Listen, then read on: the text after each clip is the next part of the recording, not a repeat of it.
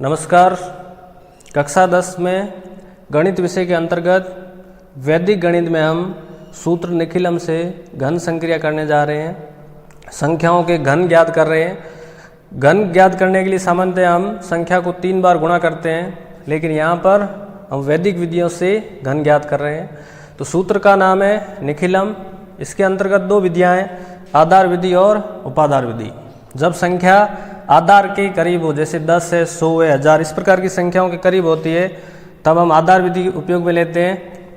जब संख्या है वो 10, 100, 1000 उनसे ज़्यादा दूर होती है, विचलन ज़्यादा आता है, तो हम उपाधार विधि का उपयोग करते हैं। तो पहले हम 91 का घन ज्ञात कर रहे हैं। ये 100 के करीब है, तो यहाँ पर आधार हम लेंगे 100। 10 के करीब होने पर आधार 10 लेते हैं। 1000 के करीब होने पर 1000 लिया जा सकता है। इस प्रकार आधार लेते हैं। अब है विचलन। विचलन का मतलब है संख्या है वो आधार से कितनी दूर है, आधार से उसका अंतर कितना है। तो 91 है वो 100 से कम है तो माइनस आएगा, और 9 कम है तो विचलन आ जाएगा -9। विचलन का मतलब है संख्या का आधार से अंतर। अब हम इस सूत्र का उपयोग करेंगे। आधार विधि का ये सूत्र है। पहले हम संख्या लिखेंगे, फिर 2 इंटू विचलन। विचलन है -9। दूसरे खंड में 3 इंटू विचलन का स्क्वायर, यानी -9 का स्क्वायर। लास्ट खंड है विचलन का क्यूब,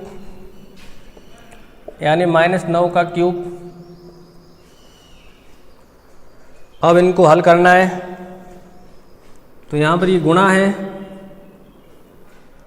गुणा करते वक्त पहले चिन्हों की गुणा होगी, प्लस इंटू माइनस, माइनस आएगा।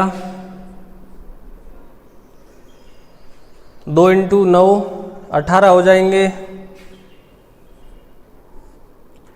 इसी प्रकार -9 का वर्ग है वो प्लस के 81 प्राप्त होंगे, क्योंकि -9 को 2 बार गुणा करेंगे तो माइनस इंटू माइनस प्लस हो जाएगा। 9 इंटू 9 81। -9 का क्यूब, यानी -9 को 3 बार गुणा करेंगे तो माइनस को 3 बार गुणा करेंगे माइनस आएगा, और 9 का क्यूब करेंगे तो 729 आएगा। इस प्रकार तो ये 3 खंड हो गए। अब इनको हल करना है आगे। 91 में से 18 माइनस करेंगे। इन दोनों की गुणा करेंगे,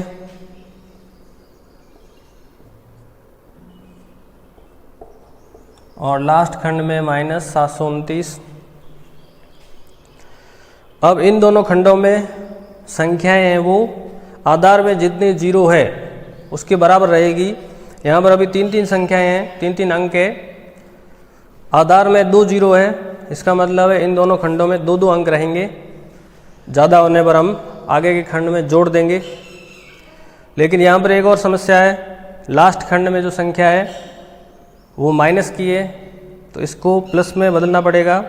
तो इधर से हम उधार लेंगे मध्य खंड में से। मध्य खंड में हमारे पास है 243।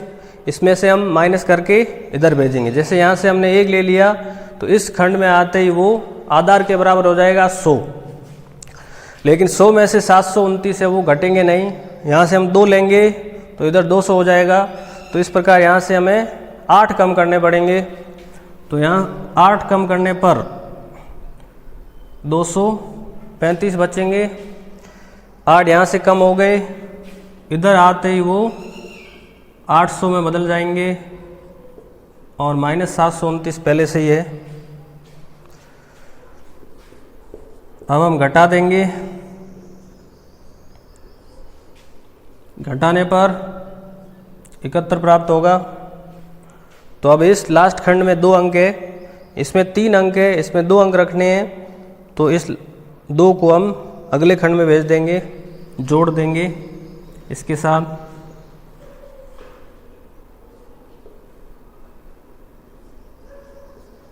अब दोनों में दो दो अंक है।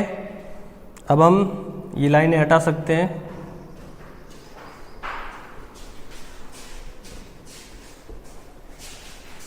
ये है 91 का घन आधार विधि से। अब हम उपाधार विधि से एक संख्या का घन ज्ञात कर रहे हैं।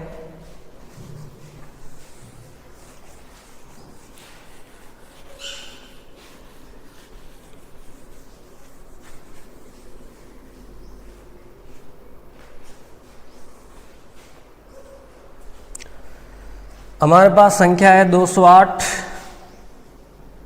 इसका हम घन ज्ञात कर रहे हैं उपाधार विधि से। यहाँ पर हम आधार विधि का उपयोग नहीं कर रहे हैं, क्योंकि ये संख्या है वो जब हम आधार 100 लेंगे तो इसका अंतर है वो 108 आ जाएगा, जो कि काफ़ी ज़्यादा है। विचलन को कम करने के लिए हम उपाधार विधि का उपयोग करेंगे। तो पहले हम आधार लेंगे। आधार 10, 100, 1000 में से ले सकते हैं, तो ये 100 के करीब है, तो आधार हम लेंगे 100।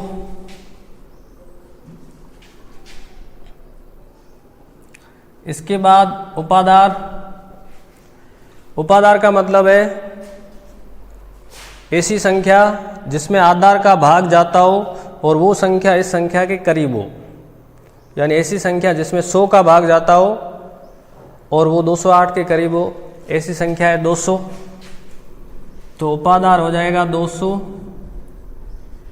अब है उपाधार अंक।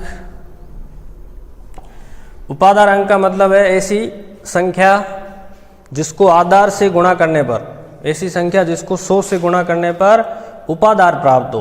तो 100 को हम 2 से गुणा करेंगे तो उपाधार 200 प्राप्त होगा। तो उपाधार अंक हो जाएगा 2। अब है विचलन।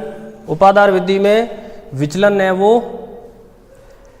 उपाधार से लिया जाता है। तो उपाधार और संख्या में अंतर, संख्या है वो उपाधार से 8 अधिक है, तो ये +8, कम होने पर माइनस। तो ये आधार, उपाधार, उपाधार अंक और विचलन हमने ज्ञात कर लिए। अब हम इस सूत्र का उपयोग कर सकते हैं। तो पहले उपाधार अंक का स्क्वायर, यानी 2 का स्क्वायर, फिर है संख्या यानी 208, फिर है 2 इंटू विचलन, तो 2 इंटू 8। सेकंड खंड में उपाधार अंक इंटू 3 इंटू विचलन का स्क्वायर, 3 इंटू विचलन का स्क्वायर, और लास्ट खंड में विचलन का क्यूब, 8 का क्यूब। तो 2 का वर्ग 4, 2 इंटू 8 16,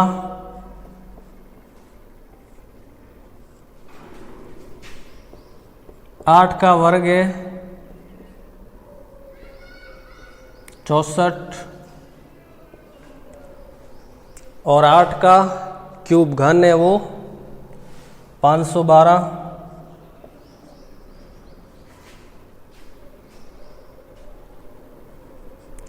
कोष्टक में जोड़ करेंगे हम, ये हो जाएगी 224। 3 की गुणा हम 64 से करेंगे,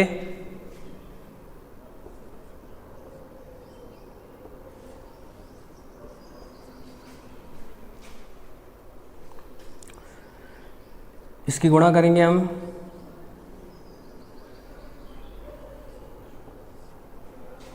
इन दोनों की भी गुणा होगी,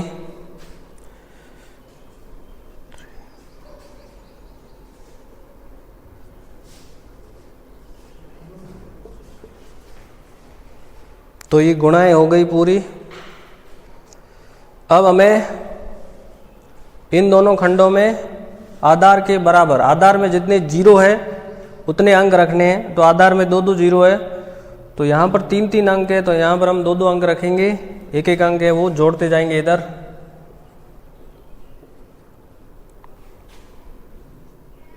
पाँच को हम इधर जोड़ देंगे, 9। 3 को हम इधर जोड़ देंगे, इस प्रकार।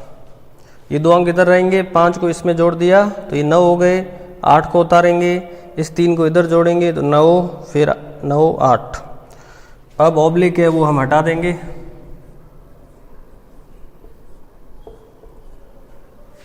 तो ये उत्तर है। तो इस प्रकार हम आधार और उपाधार विधि से घन ज्ञात कर सकते हैं।